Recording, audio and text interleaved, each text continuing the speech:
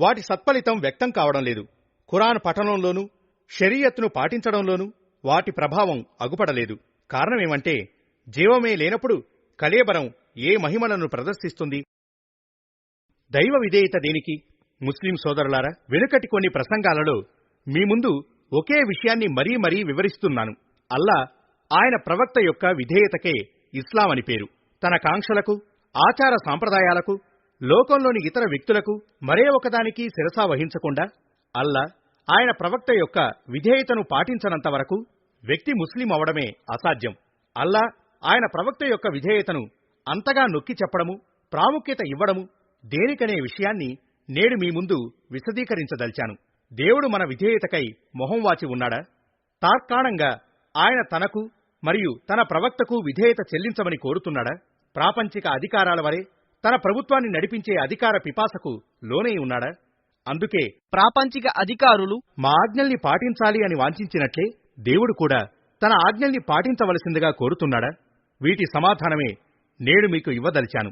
వాస్తవమేమంటే అల్లా మనిషిని కోరిందంతా మనిషి శ్రేయం, సాఫల్యాల కొరకే. ఆయనకు ప్రాపంచిక అధికారులకు పోలిక లేదు. ప్రాపంచిక అధికారులు స్వలాభాల కోసం జనుల్ని తమ ఇష్టానుసారంగా బానిసలుగా చేసుకుంటున్నారు. కాని దైవం స్వప్రయోజనాలన్నింటికీ అతీతుడు. మన వద్ద నుంచి పన్నులు వసూలు చేసే అగత్యం ఆయనకు లేదు.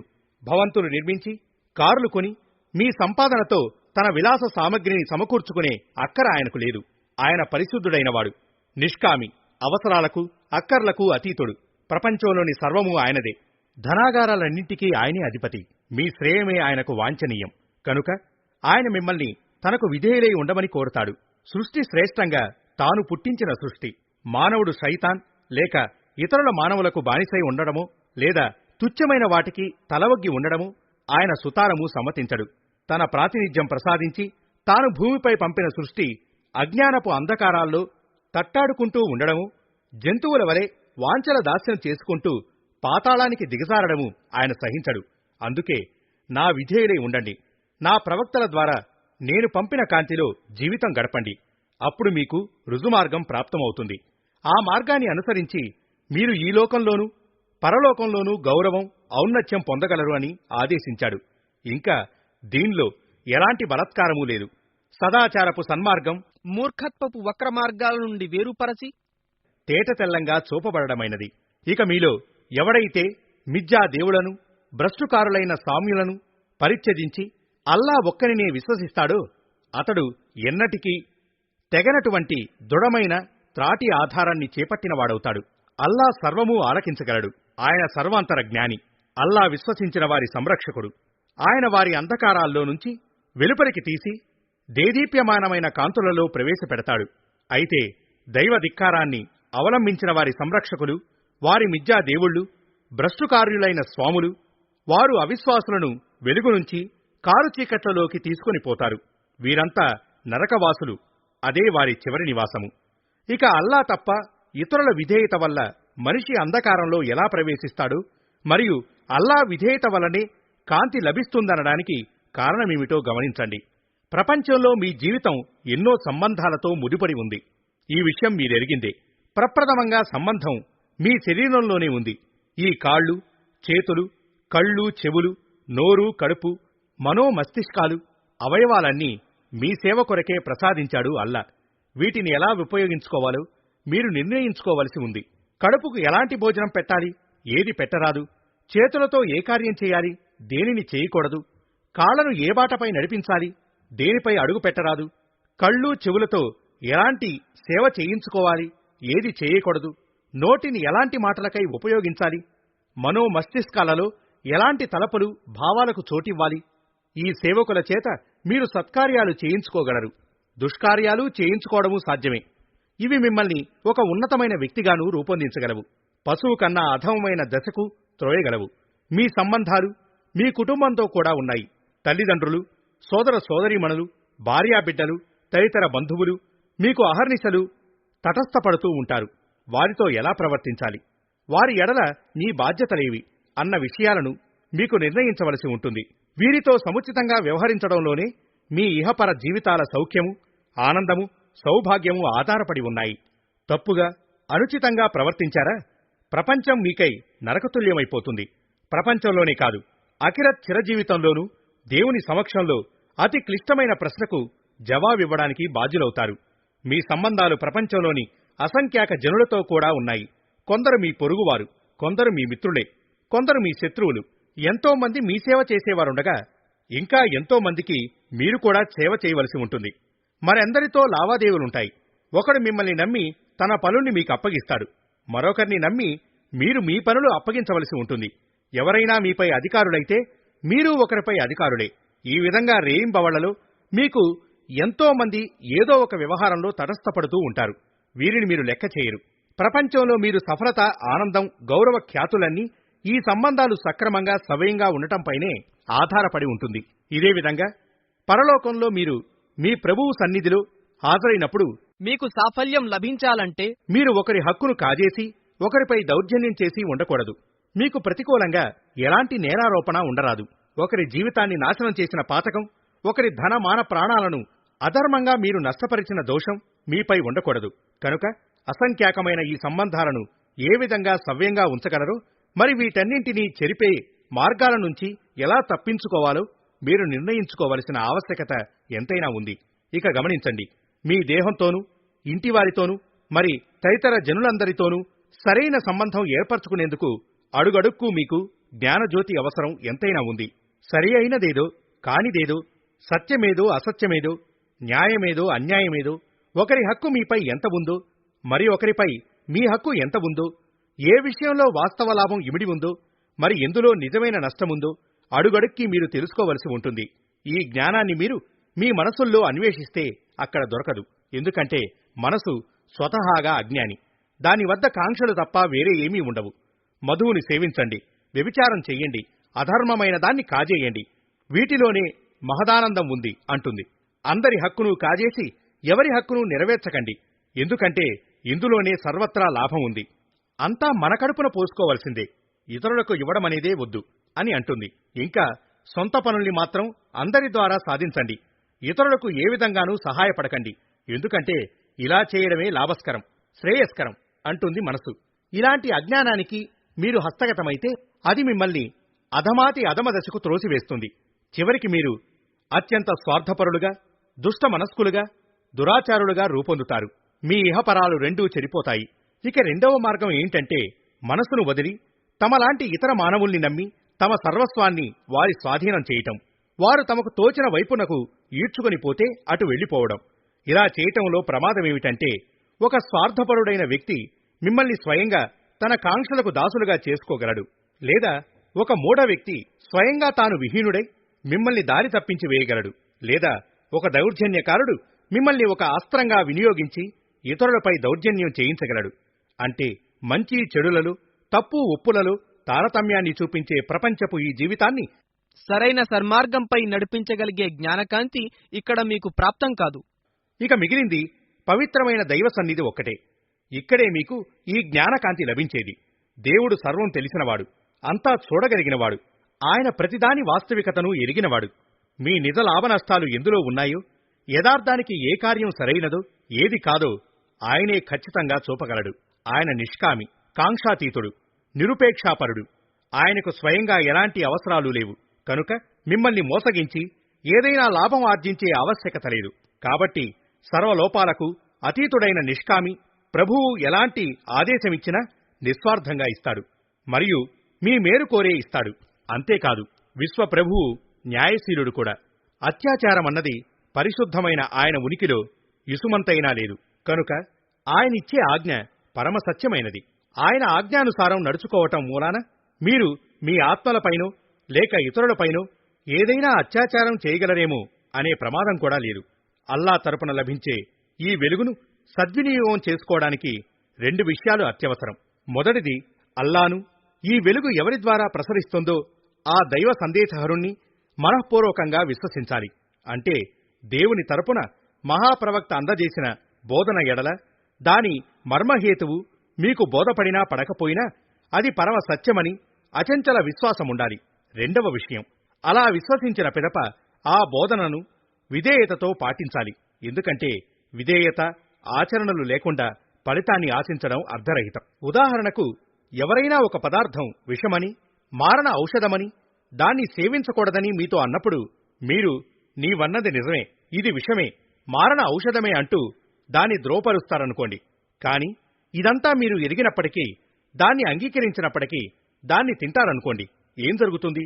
తెలియకపోవడం వల్ల తిన్నప్పుడు కలిగే పర్యవసానమే ఇప్పుడు కలుగుతుంది అనే విషయం వ్యక్తమవుతూనే ఉంది. అయితే ఇలా తెలుసుకోవడం వల్ల లాభమేమిటి? విశ్వాసానికి తోడు విధేయత వల్లనే నిజలాభం సమకూరుతుంది. ఆజ్ఞాపించిన విషయం పట్ల నోటితో మాత్రమే ఆమన్నా వసద్దఖ్నా, దాని ప్రకారం ఆచరణ కూడా చేయాలి.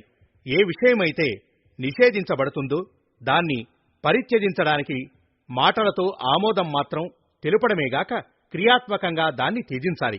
అందుకే అల్లా దేవునికి విధేయులై ప్రవక్తను అనుసరించండి, నా విధేయతను పాటించండి, మరి నా ప్రవక్తను అనుసరించండి, అనుసరిస్తేనే మీకు సన్మార్గం లభిస్తుంది.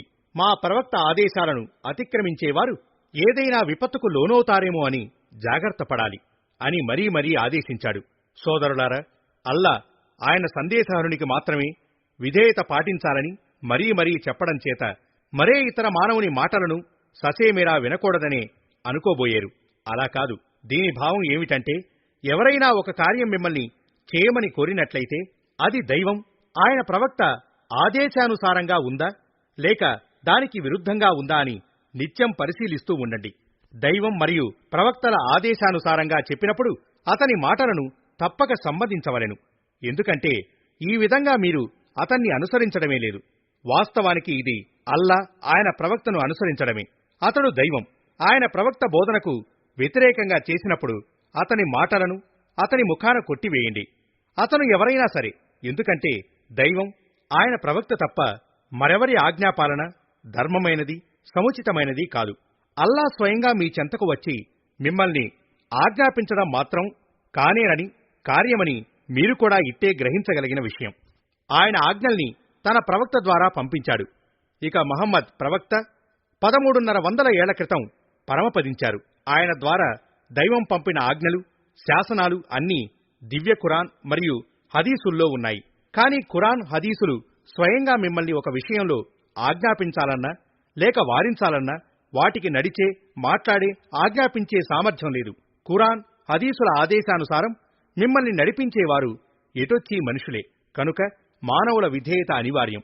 అయితే గమనించవలసింది ఏమిటంటే, మీరు మనుషుల్ని కళ్లు మూసుకుని మూఢంగా అనుసరించకూడదు.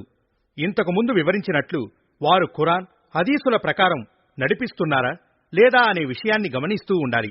ఖురాన్, హదీసులకు అనుగుణంగా నడిపిస్తే వారి విధేయత మీ కర్తవ్యమవుతుంది. అలా కాక వీటికి విరుద్ధంగా నడిపిస్తే వారి విధేయతను పాటించడం హరాం అవుతుంది. దీన్ మరియు షరియత్. ముస్లిం సోదరులారా, ధర్మ సంబంధమైన విషయాలలో 2 మాటలు తరచూ వింటూ ఉంటుంటారు. వాటిని మీ సంభాషణలో వాడుతూ ఉంటారు కూడా. మొదటిది దీన్, రెండవది షరియత్. దీన్ అంటే ఏమిటో తెలిసిన వారు మీలో చాలా అరుదు. విద్యా బోధనలు లేనివారైతే సరే. బాగా విద్యాబుద్ధులు కలవారును చివరికి మౌలవీలనబడే చాలా మందికి ఈ 2 పదాల సరైన భావమేమిటో, ఈ రెండింటిలో గత భేదభావమేమిటో తెలియదు. ఇక తెలియకపోవటం చేత తరచుగా దీన్ను షరియత్తోనూ, షరియత్ను దీంతోనూ కలగాపులగం చేస్తారు. దానివల్ల చాలా అవకతవకలు ఏర్పడతాయి. చాలా సాధారణ మాటలలో వీటి భావం వెల్లడిస్తాను. దీన్ అనే పదానికి ఎన్నో అర్థాలు. ఒకటి గౌరవం, పరిపాలనా రాజ్యం, రాజరికం మరియు ఆధిపత్యమని. రెండవది దీనికి పూర్తిగా భిన్నమైనది లొంగి ఉండటం, విధేయత, సేవ, ఆజ్ఞాపాలన మరియు దాస్యమని. మూడవ భావం లెక్కించడం, తీర్పు చేయటం, చర్యలకు సత్ఫలితమో దుష్ఫలితమో ఇవ్వడమని. ఖురాన్లో దీన్ అనే పదం ఈ 3 అర్థాలలోనూ ఉపయోగించబడుతోంది. అల్లాకు సమ్మతమైన ధర్మం ఇస్లాం మాత్రమే. అంటే దైవం సమ్మతించే దీన్ అనేది కేవలం ఒకటే. మనిషి వేరే ఎవరి సమక్షాన కూడా వినమ్రుడు అవకూడదు. అల్లాను మాత్రమే ప్రభువు, యజమాని, సర్వాధికారి అని భావించాలి. ఆయనకు తప్ప మరెవరికీ దాసుడుగా, ఆజ్ఞల్ని పాలించేవానిగా, విధేయుడిగా ఉండకూడదు. కేవలం అల్లాను మాత్రమే లెక్క చూసేవానిగా, శిక్షను, బహుమానాన్నో ప్రసాదించేవానిగా భావించాలి. ఆయన తప్ప మరెవరి విచారణకు భయపడకూడదు. ఎవరి బహుమానాన్ని ఆపేక్షించకూడదు. ఎవరి శిక్షకు భీతిల్లకూడదు. ఈ దీన్ పేరే ఇస్లాం. దీన్ని కాదని మనిషి దైవం తప్ప మరెవరినైనా నిజమైన గౌరవం గలవాడని, నిజమైన అధికారి అని, నిజ ప్రభువని, యజమాని అని, శిక్ష బహుమతుల ప్రదాత అని భావించటం, అతని ముందు వినమ్రతతో తలవంచడం, అతని దాస్యం చేయటం, అతని సేవ చేయటం, అతని ఆజ్ఞను ఆమోదించటం, అతని బహూకరణను ఆపేక్షించడం, శిక్షకు భీతి చెందడం, ఇదంతా అసత్య ధర్మం. ఇలాంటి దీన్ని ఎన్నటికీ ఆమోదించడు అల్లా. ఎందుకంటే ఇదంతా వాస్తవికతకు విరుద్ధమైంది. ఈ విశ్వం మొత్తంలో నిజమైన గౌరవం కలవాడు దేవుడు తప్ప మరెవ్వడూ లేడు. మరెవ్వరి రాజ్యము, రాజరికాలు లేవు. వాస్తవానికి అల్లా తప్ప ఇతరుల విధేయతకై, దాస్యానికై మనిషి సృజింపలేదు. ఈ నిజ ప్రభువు తప్ప శిక్షను, బహుకృతిను మన కర్మల ప్రతిఫలంగా ఇచ్చేవాడు కూడా మరొకడు లేడు. ఇదే విషయాన్ని ఇతర ఆయుతులలో, దివ్య ఖురాన్ వాక్యాలలో ఈ రీతిగా వక్కాణించబడింది. ఎవరైతే దేవుని ఆధిపత్యము, ప్రభుత్వము కాదని ఇతరులను తన స్వామిగా, అధికారిగా భావిస్తూ అతని సేవా దాస్యాలను ఆచరిస్తాడు, అతని సత్ఫలితము, దుష్ఫలితము ప్రసాదించేవానిగా పరిగణిస్తాడు, అతని దీన్ని దైవం ఎన్నటికీ ఆమోదింపడు. ఎందుకంటే మానవులనైతే తన దాసులుగా సృష్టించినవాడు దేవుడు. తనను తప్ప మరెవరి దాస్యం కూడా చేయడానికి ఆయన వీరిని అనుమతించలేదు. కనుక అన్నింటికీ విముఖులై కేవలం అల్లా కొరకే తమ దీన్ని, అంటే విధేయతా దాస్యాల్ని ప్రత్యేకించవలసిన బాధ్యత వీరివిది. ఏకదీక్ష, కేవలం ఆయన దాస్యాన్నే పాటిస్తూ ఆయన విచారణకే భీతి చెందాలి. మానవుడు దైవం తప్ప ఇతరుల దాస్యం, విధేయతలు పాటించదలిచాడా? వాస్తవానికి భూమి ఆకాశాలలోని సర్వము కేవలం దైవానికి మాత్రమే సేవా దాస్యాలు చెల్లిస్తోంది. ఇవన్నీ వాటి లెక్కల జవాబులు చెప్పుకోవడానికి దైవం తప్ప మరే వైపునకు పోలేవు. భూమి ఆకాశాలకు, విశ్వాన్నంతటికీ భిన్నంగా వింతైన కొత్త మార్గాన్నొకదాన్ని మనిషి తనకై సృజించుకోదలిచాడా? అల్లా తన సందేశహరుణ్ణి సత్యధర్మ జ్ఞానం ఇచ్చి పంపినది దీనిపై మిథ్యా దేవుళ్ళు, దైవత్వాన్ని అంతం చేసి మనిషిని విశ్వప్రభువుకు తప్ప ఇతరులకు దాసుడై ఉండకుండా బంధ విముక్తుని చేయడానికే. దైవం తిరస్కారులు, బహుదైవారాధకులు తమ మూఢత్వం, అజ్ఞానాల మూలంగా ఎంతగా రోదన చేసినా, ఏహపడినా ఈ కర్తవ్య నిర్వహణే వారి ధ్యేయం. ప్రపంచంలో నుంచి దైవేతరుల ఆధిపత్యపు దుష్టత్వం సమసిపోవాలి. భూమిలో కేవలం దైవ శాసనమే చలామణి అవ్వాలి. కేవలం దైవ ప్రభుత్వమే జనసమ్మతము కావాలి. మనిషి కేవలం దేవునికి మాత్రం దాస్యం చెయ్యాలి. అంతవరకు దుష్ట శక్తులతో పోరాడుతూ ఉండు. ఈ వివరణ ద్వారా దీన్ అర్థమేమిటో మీకు బాగా అవగతమై ఉంటుంది. దైవాన్ని ప్రభువు, యజమాని, అధిపతిగా స్వీకరించడం, దైవం పట్ల మాత్రమే దాస్యం, సేవ, విధేయత ఆచరించడం, దేవుని విచారణ ఎడల భయపడడం, ఆయన శిక్షకు భీతి చెందుతూ ఆయన బహుమానాలను వాంఛించడం. అయితే దైవాజ్ఞలు, ఆయన దివ్య గ్రంథం మరియు ఆయన సందేశహరుల ద్వారానే మానవులకు చేరగలవు. కనుక ప్రవక్త మహమ్మద్ను దైవ ప్రవక్తగాను, దివ్య ఖురాన్ని దైవ గ్రంథంగాను విశ్వసించడం, దాని ఆజ్ఞల్ని పాటించడం కూడా దీనిలో చేరినది. దివ్య ఖురాన్ ప్రబోధం: ఓ ఆదాం వంశీయులారా, నా సందేశహరులు నా ఆదేశాల్ని మీ వద్దకు తెచ్చినప్పుడు మీలో ఎవరు ఆజ్ఞల్ని స్వీకరించి దైవ భీతితో సదాచారాన్ని అవలంబిస్తారో, వాటి ప్రకారం తమ ఆచరణను చక్కబరుచుకుంటారో వారికి ఎలాంటి భయ దుఃఖాలు కలుగవు. దీనివల్ల తెలిసిందేమిటంటే అల్లా ప్రతి వ్యక్తికి నేరుగా తన ఆదేశాలను పంపడు, తన ప్రవక్త ద్వారా పంపిస్తాడు. కనుక అల్లాను ప్రభువుగా అంగీకరించిన వ్యక్తి ఆయన ప్రవక్తకు విధేయుడై వారి ద్వారా లభించిన ఆదేశాలను పాటిస్తే దేవుని ఆజ్ఞపాలన చేసినవాడవుతాడు. దీనికే దీన్ అని పేరు. ఇక షరియత్ అంటే ఏమిటో వివరిస్తాను. షరియత్ అంటే విధానం, మార్గం అని భావం. మీరు దేవుణ్ణి పాలకునిగా స్వీకరించి ఆయన ఎడల తమ దాస్యాన్ని అంగీకరిస్తే, ప్రవక్తను దేవుని తరపున సాధికార శాసకుడని, దివ్య గ్రంథం దేవుని చేత పంపబడిన గ్రంథమని సమ్మతిస్తే మీరు దీనిలో ప్రవేశించినట్లే. ఆ తరువాత దేవుని దాస్యం చేయవలసిన విధానం, ఆయనకు విధేయత చెల్లించడానికి అనుసరించవలసిన మార్గాన్ని సైతం దైవం తన ప్రవక్త ద్వారానే సూచిస్తాడు. తమ యజమాని ఆరాధన ఈ విధంగా చెయ్యాలి. పరిశుభ్రత, పరిశుద్ధత పొందే పద్ధతి ఇది. సదాచారమైన మార్గనిష్టాపరాయణతకు దారి ఇదే. హక్కులను ఈ విధంగా నిర్వర్తించాలి. వ్యవహారాలను ఇలా చక్కబెట్టుకోవాలి. జీవితం గడపవలసిన బాట ఇదే అని అంతా ఆ దైవ ప్రవక్తయే బోధిస్తాడు. అయితే దీన్, షరియత్లలో భేదమేమంటే దీన్ ఎల్లప్పుడూ ఒకటిగానే ఉంటూ వచ్చింది. ఇంకా ఒకటిగానే ఉంటుంది. కానీ అనేక షరియత్లు వచ్చాయి, ఎన్నో రద్దు చేయబడ్డాయి, మరెన్నో మార్చబడ్డాయి. అయితే వీటి మార్పుల వల్ల దీన్ ఎన్నటికీ మారలేదు. హజరత్ నూహ్ ప్రబోధించిన దీన్నే హజరత్ ఇబ్రహీం, హజరత్ మూసా, హజరత్ షుఐబ్, హజరత్ సాలెహ్, హజరత్ హూద్ మరియు హజరత్ మహమ్మద్ ప్రబోధించారు. కానీ వీరందరి షరియత్లు ఎంతో కొంత భిన్నంగా ఉంటాయి. నమాజ్, రోజా విధానాలు ఒక షరియత్లో ఒక రీతిలో ఉంటే మరొక దానిలో ఇంకో పంథాలో ఉండేవి. హలాల్ హరాం నియమాలు, పరిశుభ్రత నిబంధనలు, వివాహ విడాకులు, వారసత్వాలకు సంబంధించిన చట్టాలు ప్రతి ఒక్క షరియత్తులో మరి ఒక షరియత్తులో కంటే భిన్నంగా ఉండేవి. ఇలా అయినప్పటికీ వీటిని పాటించిన వాళ్ళందరూ ముస్లిములే. హజరత్ నూహ్ అనుచరులు, హజరత్ ఇబ్రహీం అనుచరులు, హజరత్ మూసా అనుచరులు మరియు హజరత్ మహమ్మద్ అనుచరులమైన మనం అందరమూ ముస్లిములమే. ఎందుకంటే దీన్ అందరికీ ఒక్కటే. దీని ద్వారా తెలిసి వచ్చేదేమిటంటే షరియత్ ఆదేశాలలో భేదమున్నంత మాత్రాన దీన్లో ఎలాంటి మార్పు సంభవించదు. దీన్పై అమలు చేసే పద్ధతులు వేర్వేరైనా దీన్ మాత్రం ఒకటిగానే ఉంటుంది. ఈ వ్యత్యాసాన్ని ఒక ఉదాహరణ ద్వారా అర్థం చేసుకోండి. ఒక యజమానికి చాలా మంది సేవకులున్నారు. వీరిలో అతన్ని యజమానిగా అంగీకరించక ఆయన ఆజ్ఞపాలన తనకు అనుసరణీయం కాదని భావించేవాడైతే అవిధేయుడు, దాస్య పరిధి నుంచి తొలగింపబడతాడు. ఇకపోతే ఆయన్ని తన యజమానిగా సమ్మతించి ఆయన ఆజ్ఞపాలన తమ విధిగా భావించేవారు, ఆయన ఎడల అవిధేయతగా వ్యవహరించడానికి భయపడేవారు అంతా సేవకుల జాబితాకు చెందినవారే. యజమాని యొక్క దాస్యం చేయటంలో వారి విధానాలు వేర్వేరైనప్పటికీ వారు సేవకులు అనడంలో ఏమాత్రం లోటు వాటిల్లదు. సేవ చేసే విధానం ఒకరికి ఒకటి, మరొకరికి ఇంకొకటి.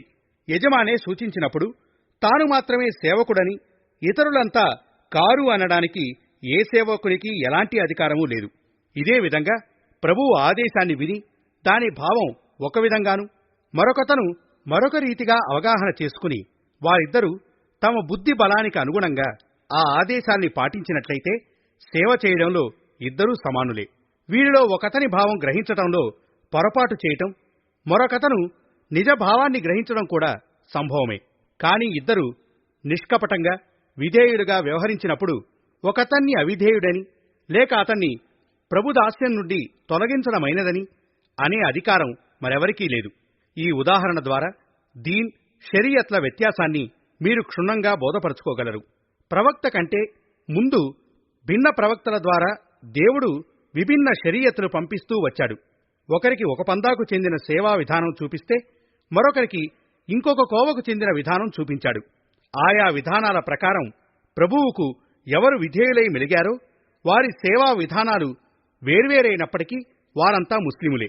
ప్రవక్త ప్రభవించినప్పుడు పూర్వపు విధానాలన్నింటినీ మేము రద్దు చేస్తున్నాము.